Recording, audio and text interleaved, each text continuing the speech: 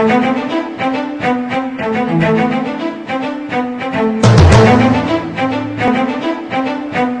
په عمر کې بوډا زړه یې سلمی دی ځان کې اتفاق پیدا کړو او دا تسنس پښتون چې کوم دی بیا هم شعر و شاعري او ادب یا د خبره ده یا د پښتون افغان وطن هغه قوم کې چې شاعر نومیالي او هغه شاعران چې واقعا هغوی د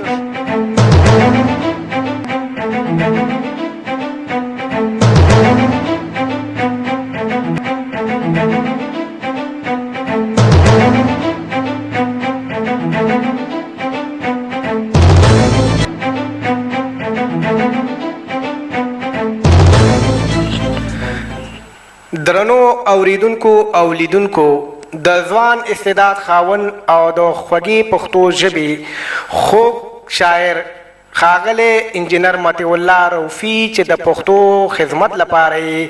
ټینګه ملا تړلې ده نن ورته په دې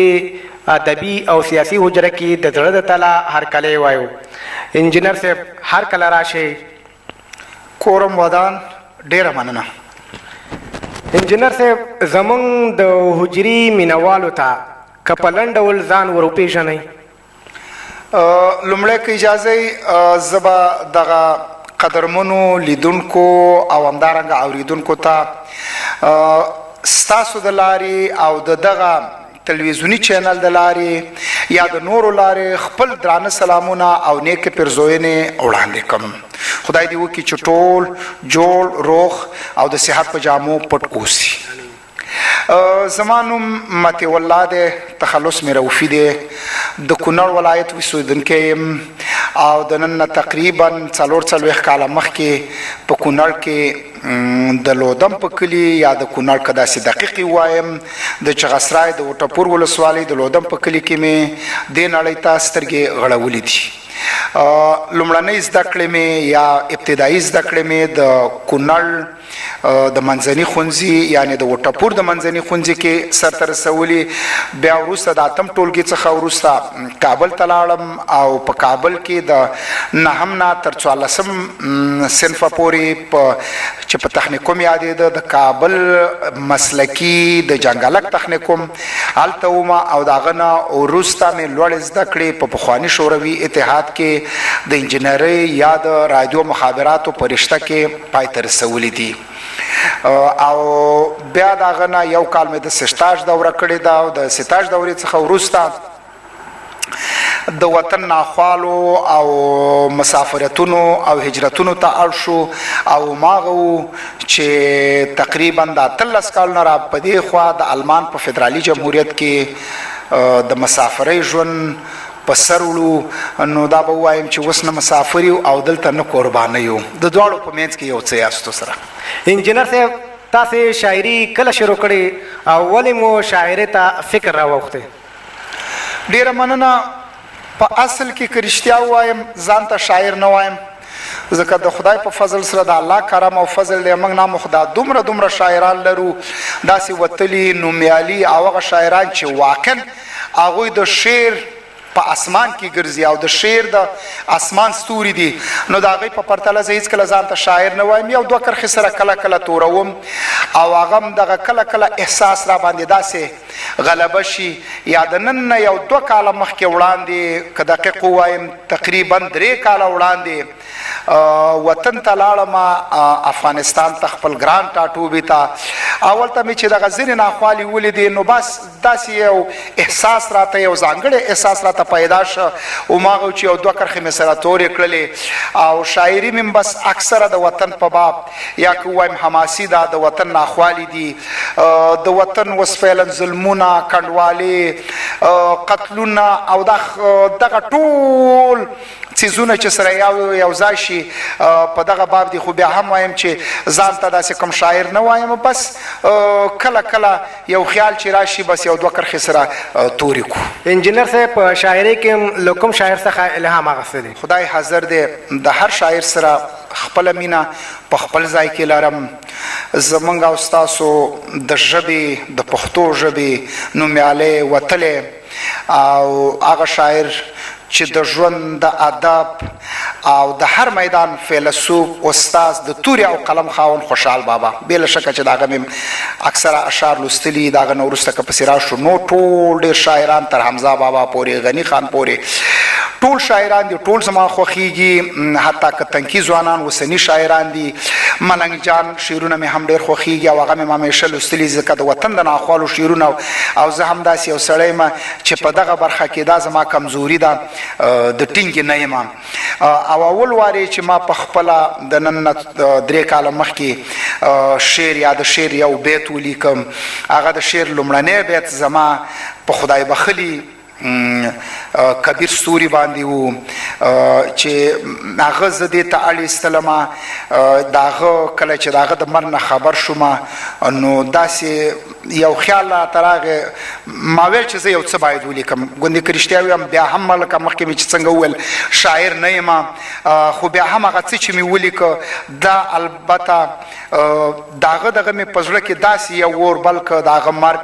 او نو که ووایم چې دا الهام مې د هغه د شاعر نه ځکه اخیستی دی چې د هغه شعرونه زما په دې برخه کې ډېر خوښیږي ځکه د وطن شعرونه هم شته نور هم شته خو هغه کې چې کوم شعرونه بیان کړي دي هغه د وطن په باب دي او خپل ولس خپل قوم ته هغه څه چې د وطن ریالټي ده څه چې د وطن حقایق دي هغه په خپل شعرونو کې ویلي دي که په نظم کې دي که په غزل کې دي که د شعر په هره برخه کې دي نو ما هم بس د هغه مرګ په ما باندې دومره یو تاثیر واچو دومره اغېز را باندې وکړ چې په هغه باندې ما یو 2 کرښې ولیکلې او کله چې مې چا سره شریکې کړې نو بیا یو چا راته وویلی چې زه دوام ورکړه یو څه خو به وکړي یو څه خو به ولیکې نو که ووایم چې الهام مې د هغه ځینې اخیستلی دی نو دا خبره به په ځای وي انجینر صاحب تر اوسه پورې مو څو شعرونه لیکلي دي او ستاسو شعري ټولګه ولې د چاپ څخه نه ده راوتی ډیره مننه شعرونه خو ما به لیکلي وي مختلف شعرونه دي کله کله داسې یو نیم پکې داسې شعرونه هم شته که ووایم چې یا داسې په وړه کچه باندې پن نصیحت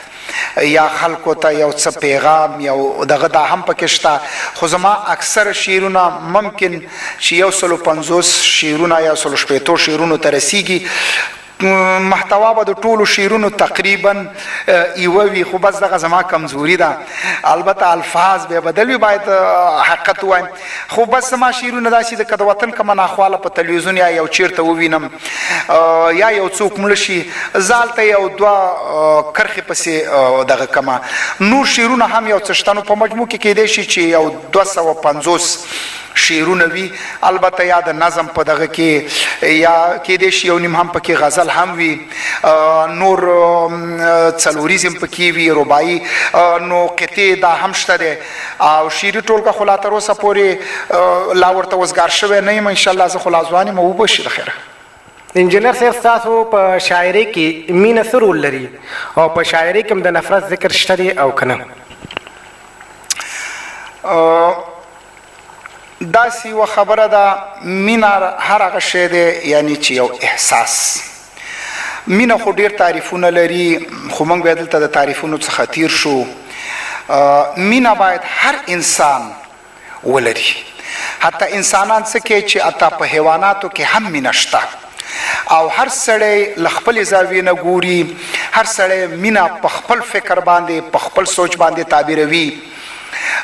مینه د وطن سره مینه د خلکو سره مینه د ولس سره مینه د خاورې سره مینه د کلتور سره مینه د اولاد سره مینه د ورور سره مینه د هر چا سره مینه او که په بله معنا یې وګورئ هغه مینه چې ځینې خلک یې مستقیما د مینې په نوم تعریفوي چې یا مثال د عشق مینه د محبوبې مینه د لیلا مینه د مجنون مینه هغه هم د هر انسان سره طبعا شته دی او باید ووایم چې انسان د مینې په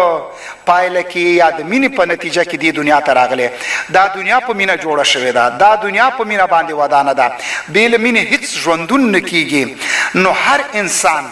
چې هغه واقعا یو انسان وي او د هغې د نور څه سره توپیر وشي نو هغه باید مینه ولري او هغه مینه چې څوک د لیلا او مجنون غوندې تعبیروي نو که وغواړم هغه مینه به داسې تعریف وکړو چې وایي هغه مینه ده